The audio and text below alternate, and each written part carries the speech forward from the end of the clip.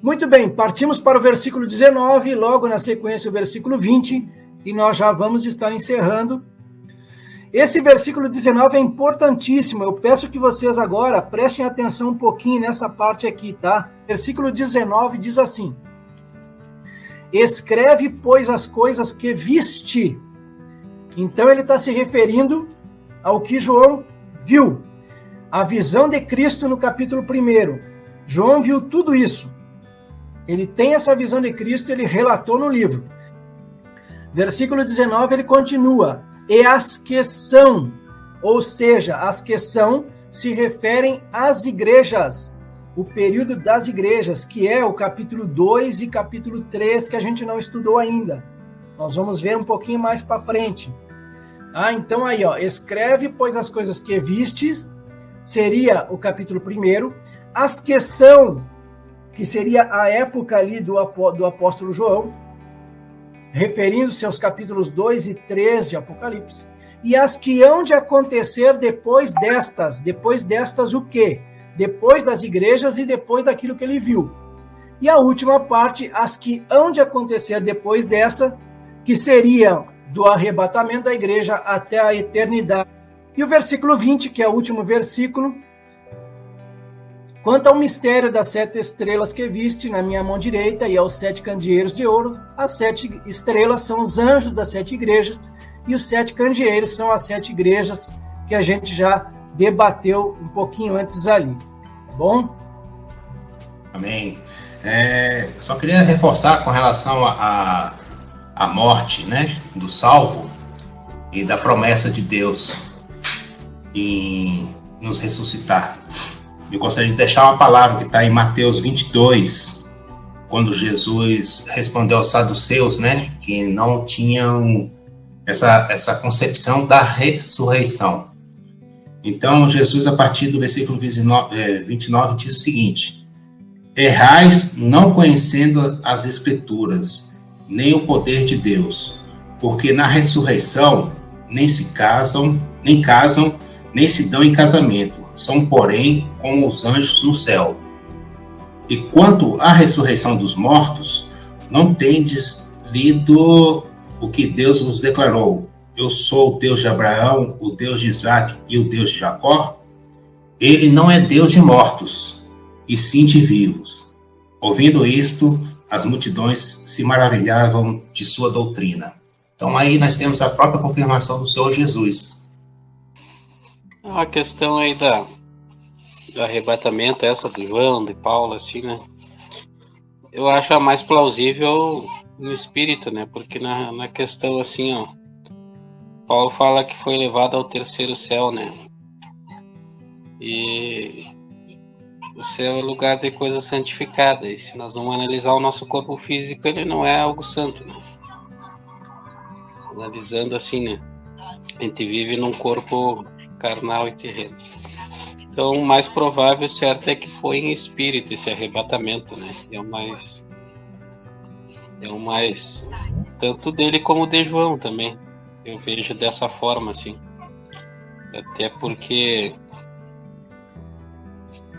é o mais, assim, pro meu entendimento, é o mais viável. A questão das igrejas ali também, como o Cristiano disse ali, foram acontecimentos que aconteceram ali, carta direcionada a igrejas que existiram, e que eu creio que nós podemos tirar proveito dessas cartas, né, para o nosso aprendizado. Agora, na questão de épocas diferentes, já é meio... Tem gente que até usa, né, épocas, tempos diferentes, mas eu não vejo assim, eu vejo como acontecimentos, igrejas que tiveram, e o Senhor falou a elas, a cada uma na sua necessidade, as que tinham alguma coisa a melhorar, e as que não tinham, Deus prometeu bênçãos a ela e mandou que elas perseverassem, mas eu creio que nós podemos tirar proveito daquilo que Deus falou a cada uma delas, né? Tanto para as que ele exortou também, né? Para nós nos alertarmos, tanto aquelas que não tiveram nenhuma repreensão também, nós aprendemos com todas elas. Nesse sentido, no ponto de ser eras diferentes da igreja, já pode até se usar alguma coisa, mas aí já é meio controverso no meu ponto de vista. Semana que vem, nós vamos fazer uma viagem lá no livro profético de Daniel. Daniel, capítulo 2. Daniel, capítulo 2, vai tratar do sonho que Nabucodonosor tem. Então, o objeto do nosso estudo no livro de Daniel, semana que vem, vai ser essa pedra que bate nos pés da estátua e quebra ela toda, de tal forma que não vai se achar vestígio algum dessa estátua a mais.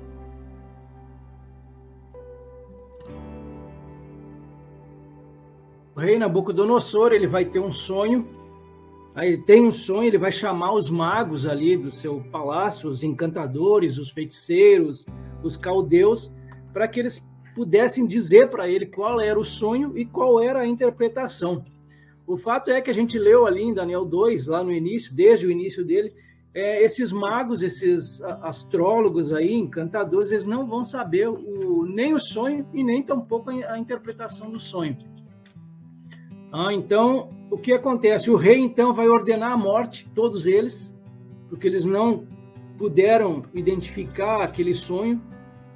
Inclusive Daniel, que seria um dos sábios do palácio ali, ele também iria morrer com esse decreto do rei, tanto ele quanto os seus companheiros. Mas aí Daniel ele vai conversar com os seus amigos ali, eles vão orar a Deus e Deus vai revelar o mistério para ele durante a noite, uma visão durante a noite, isso aí a gente viu, tá? Então Daniel é levado, a partir de então, à presença do rei Nabucodonosor, para que ele possa, então, falar aquele mistério que foi revelado por Deus. Daniel, capítulo 2, versículos 27 e 28, diz assim: Respondeu Daniel na presença do rei e disse: O mistério que o rei exige, nem encantadores, nem magos, nem astrólogos o podem revelar ao rei. Ele deixou bem claro isso. Mas há um Deus no céu, o qual revela os mistérios, pois fez saber ao rei Nabucodonosor o que há de ser nos últimos dias. O que aconteceria nos últimos dias? O teu sonho e as visões da tua cabeça quando estavam no teu leito são estas. Aí, a partir daí, ele começa a revelar para o rei.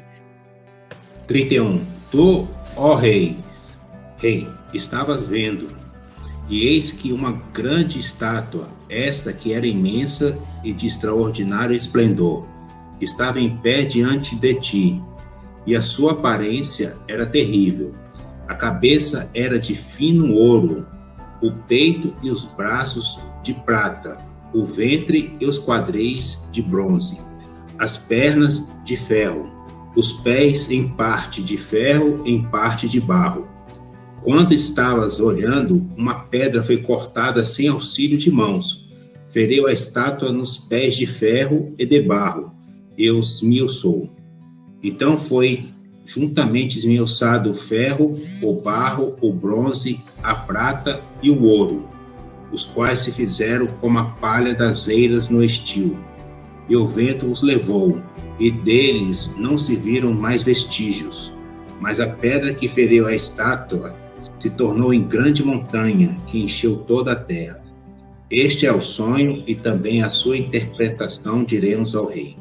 Essa estátua ela tem a cabeça de ouro, o peito e os braços de prata, o ventre e os quadris de bronze, tem as pernas de ferro, e o quinto elemento dessa estátua são os pés, ele dá destaque para isso, os pés misturados de ferro com barro, e logo na sequência ali, como o irmão Helder falou, uma pedra que vai bater nessa estátua e vai quebrar ela, vai esmiuçar toda ela, não somente os pés, mas como toda a estátua por completo.